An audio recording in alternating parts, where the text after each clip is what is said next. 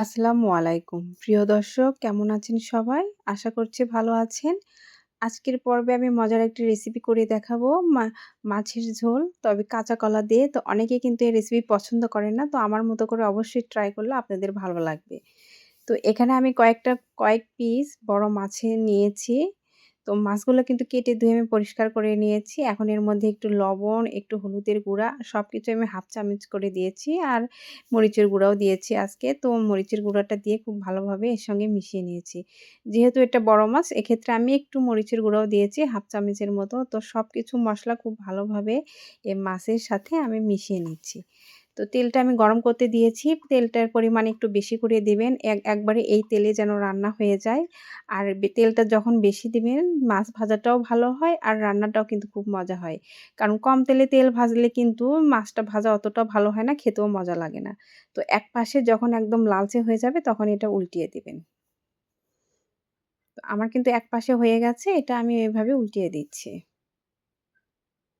তো খুব বেশি কড়া করে ভাজার দরকার নেই। এ পর্যায়ে এক পাশে হয়ে গেলে এটা আমি উঠিয়ে নিব। তো মাছ যদি বেশি ভেজে রান্না করেন, রান্নার ক্ষেত্রে যেহেতু আমি সবজি দিয়ে রান্না করব, তাহলে কিন্তু ভিতরে ঝালটা খুব কম প্রবেশ করবে আর মাছটা একটু শক্ত হবে। তো এই পর্যায়ে এরকম করে রাখলেই হয়ে যাবে। তো সবগুলো মাছই কিন্তু আমি উঠিয়ে নিলাম।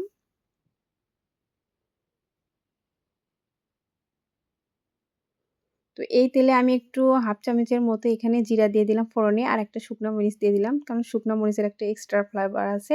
এ এই এই রান্নার ক্ষেত্রে কিন্তু অবশ্যই ভালো লাগবে খেতে। তো এখানে আমি হাফ হাফ কাপের মতো পেঁয়াজ দিয়ে নিলাম। তো পেঁয়াজটা দিয়ে কিন্তু খুব ভালোভাবে নেড়েচেড়ে বাদামি করে নিচ্ছি।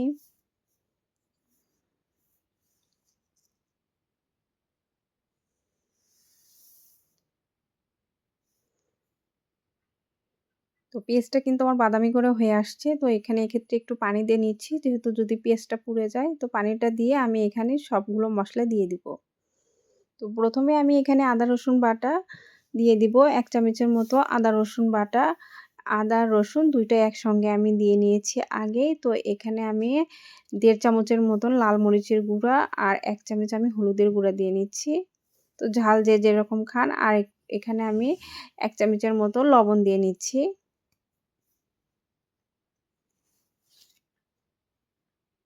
তো ধনিয়ার গুঁড়া আর জিরার গুঁড়া একসঙ্গেই আমি এখানে দিয়ে নিলাম। দিয়ে এই মসলাটা খুব ভালোভাবে আমি কষিয়ে নিচ্ছি। তো এখানে আমি ৩ ধরনের সবজি নিয়েছি। এটা কাঁচা কলা, বেগুন আর কলার গাছের যে মাঝখানে যে থোড়টা থাকে সেটা আমি কেটে নিয়েছি। তো সেটাই আমি দিয়ে এখানে ৩ টা সবজি একসঙ্গে মাছটা রান্না করব।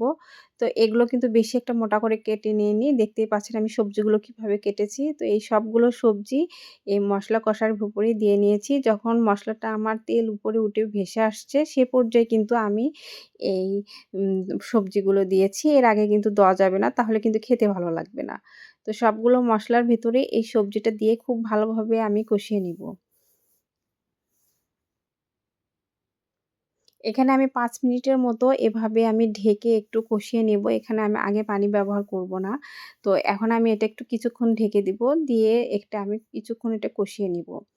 তো আমি কিন্তু এটা ৫ মিনিটের মতন কষিয়ে নিয়েছিলাম। এখানে আমি এখন হাফ কাপের মতো এখানে পানি দিয়ে নিলাম। এই পানিটা শুকিয়ে যাওয়া পর্যন্ত এটা আমি এভাবেই ঢাকনা দিয়ে ঢেকে রেখে দিব। তো পানিটা কিন্তু আমার শুকিয়ে গেছে। এর মধ্যে কিন্তু খুব ভালোভাবে এই সবজির সাথে মসলাটা আমি কষিয়ে নিচ্ছি।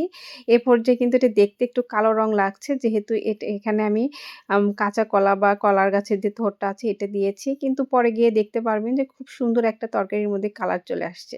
তো আমি এখানে ঝোলের পানিটাও দিয়ে নিলাম। দিয়ে একটু পরে আমি এটা মাছ যে ভেজে রেখেছিলাম সে মাছটা আমি দিয়ে নিলাম। দিয়ে খুব সুন্দর করে এখানে একটু হাই হিটে আমি বলক তুলে নিব কিছুক্ষণ। তো ঝোলটা যে যেরকম খান আমি একটু পাতলা করে ঝোলটা রেখেছি। তো পানিটাও কিন্তু সে পরিমাণে দিয়েছি। দিয়ে আমি ঢাকনাটা ঢেকে খুব সুন্দর করে এটা রান্না করে নিব। তো মাঝে, মাঝে ঢাকনা খুলে আমি এটা নেড়েচেড়ে দিয়েছি যেন তলানিতে লেগে না যায়।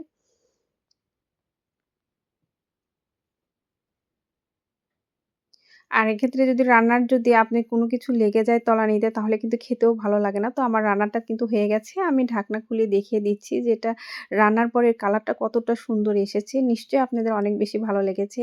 তো এভাবেই কিন্তু আপনারা বড় মাছ দিয়ে কাঁচা কলা এভাবে রান্না করে খেয়ে দেখতে পারেন। আসলেই অনেক বেশি ভালো লাগবে। তো আশা করছি আজকের ভিডিও আপনাদের অনেক বেশি ভালো লেগেছে। ভালো লাগলে অবশ্যই চ্যানেলটি সাবস্ক্রাইব করবেন আর লাইক দিয়ে পুরো ভিডিওটি দেখা শুরু করবেন।